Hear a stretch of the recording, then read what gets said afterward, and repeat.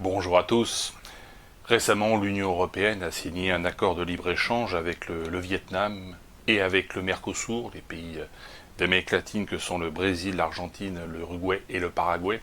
Quels sont les avantages et quels sont les inconvénients de cet accord? Les avantages et les inconvénients n'étant pas ceux que l'on croit. Allez, c'est parti.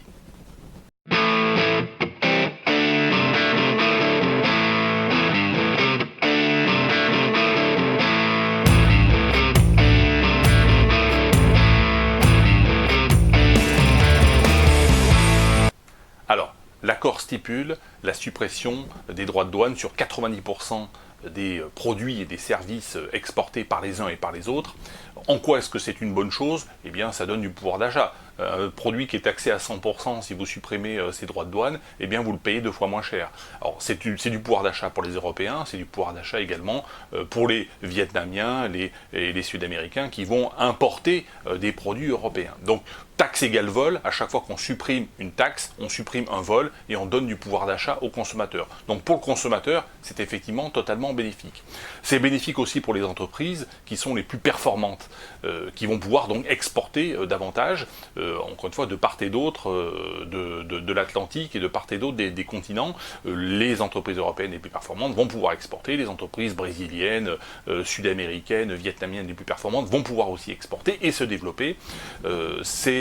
Et c'est l'avantage de tous. David Ricardo, qui est un économiste du début du 19e siècle, avait démontré cela dans sa théorie des avantages comparatifs. David Ricardo, c'était un entrepreneur d'origine portugaise mais britannique, qui avait démontré que le libre-échange entre le Portugal et la Grande-Bretagne, et la suppression des barrières douanières, était un avantage à la fois pour le Portugal et à la fois pour la Grande-Bretagne. Et c'est pour cela qu'aujourd'hui, on crée des accords de libre-échange au niveau international, parce que cela favorise le commerce et cela favorise l'expansion économique dans les pays qui pratiquent ce libre-échange. L'inconvénient de ce système, c'est que, comme c'est bon pour l'économie, comme c'est bon pour le pouvoir d'achat, comme c'est bon pour la croissance, comme c'est bon pour la création d'emplois, eh bien cela prolonge le système social-démocrate. Et d'ailleurs, si les sociodémocrates européens l'ont mis en place, c'est parce que c'est pour prolonger leur système de raquette fiscale, leur système de parasitocratie, car si l'économie fonctionne bien, la parasitocratie, elle peut continuer de fonctionner, elle aussi. Donc, de manière très très cynique et de manière très pragmatique, ils libéralisent de temps en temps un petit peu l'économie, ils envoient en fait un ballon d'oxygène auprès des consommateurs et auprès des entreprises pour prolonger le système dont ils profitent.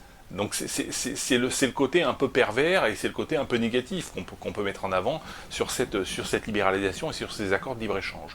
La social-démocratie, encore une fois, favorise très largement la reproduction de personnes qui n'auraient jamais fait autant d'enfants, qui ne se seraient jamais autant répandues s'il n'y avait pas eu des prestations sociales. C'est ce qu'avait dénoncé Alexis Carrel, le grand prix Nobel de médecine français en 1935 dans son ouvrage « L'homme c'est inconnu ».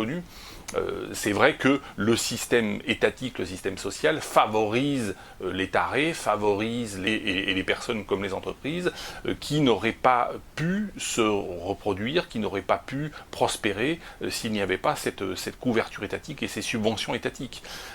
C'est l'inconvénient, encore une fois, qu'on peut voir dans cette opération de libre-échange, de libéralisation, qui est une bonne chose pour l'économie et donc une mauvaise chose en termes de prolongement de la social-démocratie.